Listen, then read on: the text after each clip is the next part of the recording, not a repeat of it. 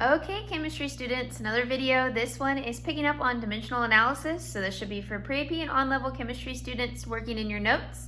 I'm going to be working the next example problem with you, and it's the long one. I warned you in my previous video that we're going to have to combine both steps. So we're going to be having to go from molecules to moles, from moles to grams, and then we can also go backwards and go from grams to moles, moles to molecules. You need to know what connects them.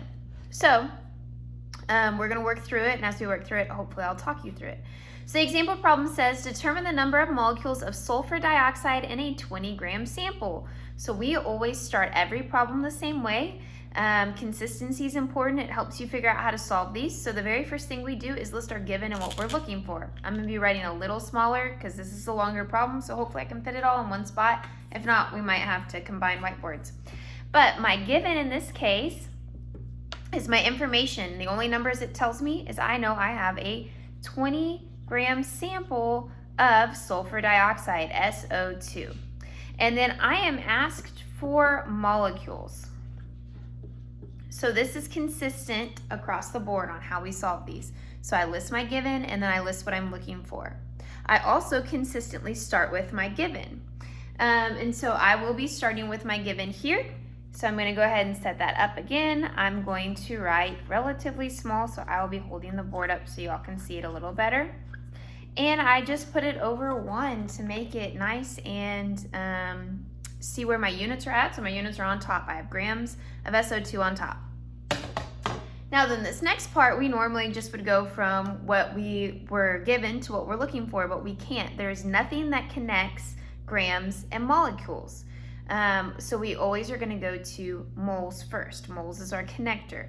So I can go from grams to moles and moles to grams. I can go back and forth. That is an easy conversion, and we use molar mass.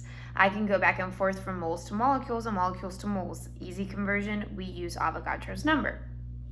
So you need to learn when you hear those two things that you can go back and forth. If you have grams, you can always get to moles as long as you know what you have, because then you can calculate the molar mass. And if you have molecules, atoms, particles, you can go to moles because of Avogadro's number. Now then, in this case, we need to follow our units, just like we did in previous dimensional analysis problems. So I have grams here. So I can't use Avogadro's number because Avogadro's number would not cancel out units. I need grams to cancel out, so I need grams to go on bottom. And I can only go from grams to moles. I can't just jump anywhere, and so I need moles on top. Hopefully that makes sense. Why? Because of units. Units are telling us where to go. So I need the molar mass. So I've written bigger for this one. So molar mass, how we set it up. So here's my formula. I list my elements. I list how many I have of each. I multiply them by the masses found in the periodic table, and I add them together. So I finally got a periodic table for you so you can kind of see where these are at, which hopefully we can focus in. So oxygen's right here, so that 16 is the molar mass for oxygen. Sulfur's underneath it, 32.06 I believe is what it says. So I'm going to set it up using those. So that's where I get those numbers from. It's on the bottom of your periodic table. So 32.06 and 16.00. So I plugged in those. So list your elements, list how many, multiply by the masses. So when I do that, this is 16 times 2 is 32. And then 32.06 times 1 is just 32.06. Add them together to get 64.06, and that's going to be grams per every 1 mole. So this is your molar mass right here, calculated for you. You need to be able to do that on your own. Example problems in the practice packet make you do that. So make sure you understand how to do that. So I'm going to take that number now and I'm going to use it in my conversions. So I need grams to go on bottom for units to cancel. So that means that 64.06 grams goes on bottom because that's per every 1 mole. 64.06 grams of sulfur dioxide.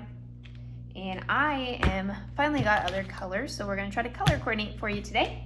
So that is equal to 1 mole of sulfur dioxide. So I'm going to show this in steps so that way we can see it. So I have successfully converted to moles at this point. This is my molar mass. This is that ratio, the relationship that it's stating. When I do this, embarrassing. When I do this, grams cancel, and so then I am stuck with just moles, so I'm getting closer. Now then, I can go from moles to molecules using Avogadro's number. So that's what we're gonna do next, is use Avogadro's number.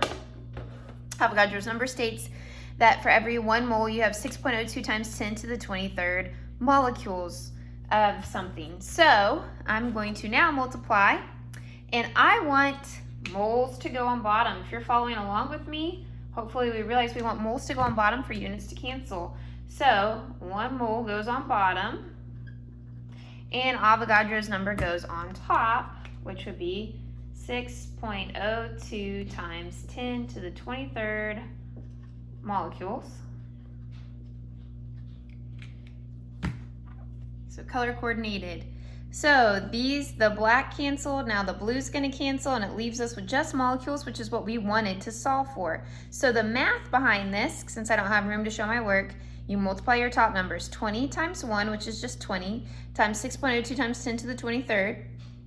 And then you're gonna divide by your bottom numbers, divided by 1, which does nothing, divided by 64.06, and then divided by 1, which will do nothing. So your math is 20 times 6.02 times 10 to the 23rd, all of that divided by 64.06, and that should get you the right answer. And that's the work, and that would be a longer problem. The second example problem also is a longer problem, so we'll work through that one together too.